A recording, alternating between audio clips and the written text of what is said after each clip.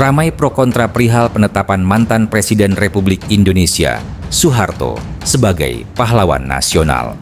Ini tanggapan akademisi, sekaligus Ketua Yayasan Pelayanan Pelita Kasih.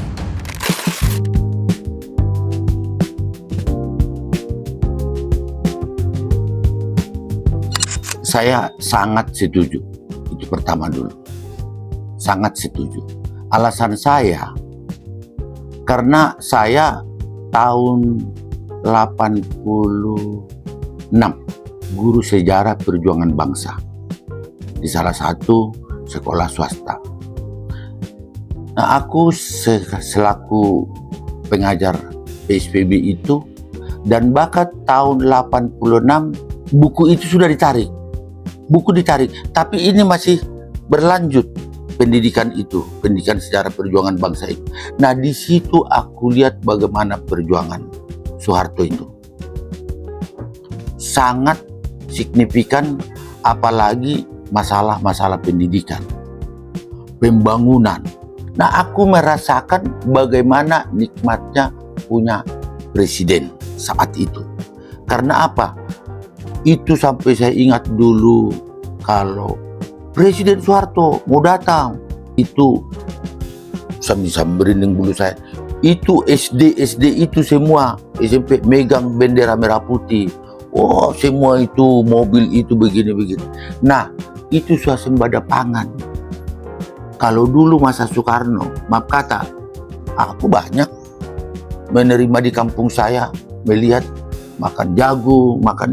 Kalau masa Soeharto, sorry itu nggak ada makan jagung lagi. Andai kata sekarang kalau dikatakan juga disurvei nih, minta tanda tangan, jangan asal ngomong aja, tanda tangan ke warga negara Indonesia, saya yakin tanda tangan itu sampai ke presiden. Itu membuktikan bahwa banyak masyarakat Indonesia yang senang. Tapi kalau sekarang setelah ditetapkan menjadi pahlawan nasional, mereka itu banyak yang tidak suka. Nah, itu saya nggak menerima.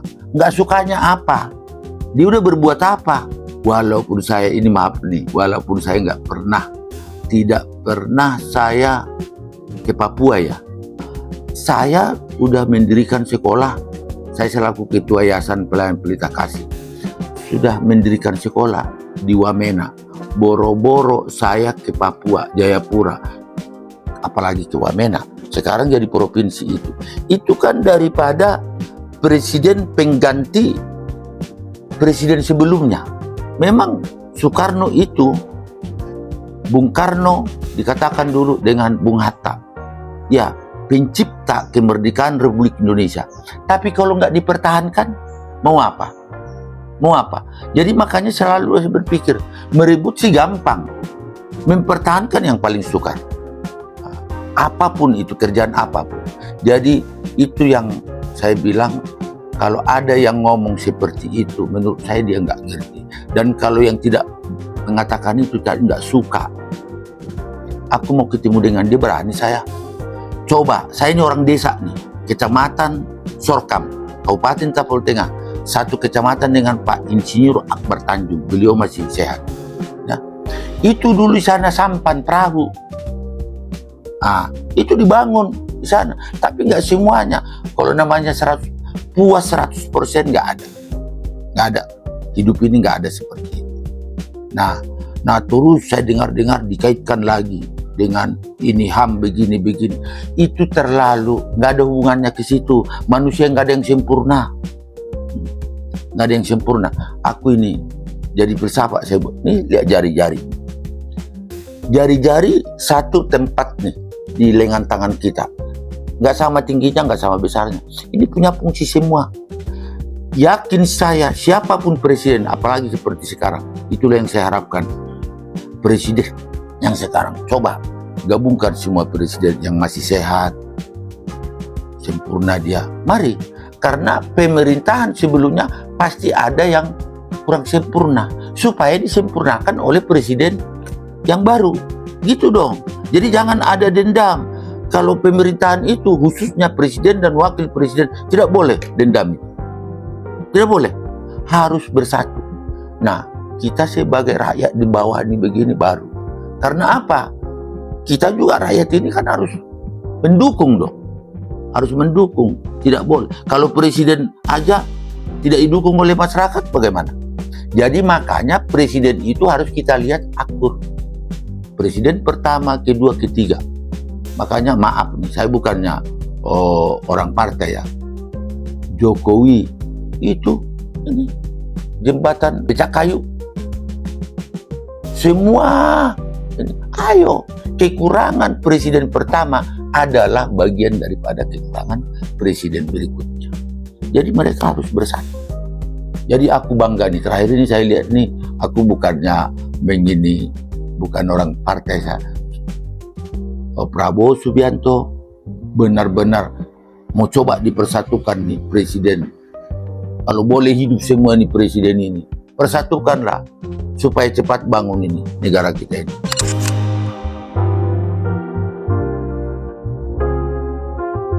Sekarang ini aku sendiri dari kecil saya sudah merasakan ya bagaimana enaknya saat Soeharto presiden itu. Saya rasakan nggak pernah makan susah, ya nggak pernah beras apa ini semua. Padi dulu hebat sekali, diberikan pupuk ini sampai ke desa-desa. Itu saya rasakan. Kalau ada sekarang masa Soeharto dibilang, aku pernah nggak makan, ya mungkin dia nggak keluar rumah kali atau sakit, baru nggak makan, itu boleh-boleh aja.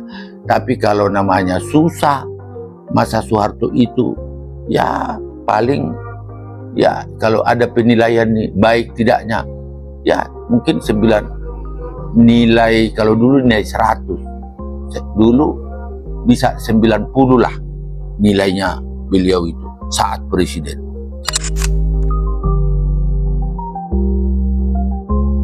Yang setuju, harapan saya, mari kita doakan supaya presiden sebelumnya, sesudahnya, supaya mengikuti jejak-jejak presiden yang baik.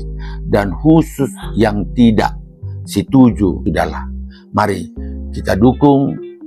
Semua ini kita bawa dalam doa supaya, karena kalau pahlawan ini bukan harus berperang. Sekarang pun walaupun tidak ada perang, berbuatlah yang baik supaya kita menjadi pahlawan. Entah apa nanti itu detailnya dikasih oleh pemerintah, kita nggak tahu. Tapi yang jelas, walaupun sekarang tidak perang, kita boleh menjadi pahlawan. Pahlawan apa namanya kita nggak tahu. Begitu. Mari kita dukunglah pemerintahan yang baru sekarang. Jadi intinya jangan hanya melihat sisi negatif. Karena manusia tidak ada yang sempurna. Hanya Tuhan Allah yang sempurna. Jadi kita harus berbuat baik dulu.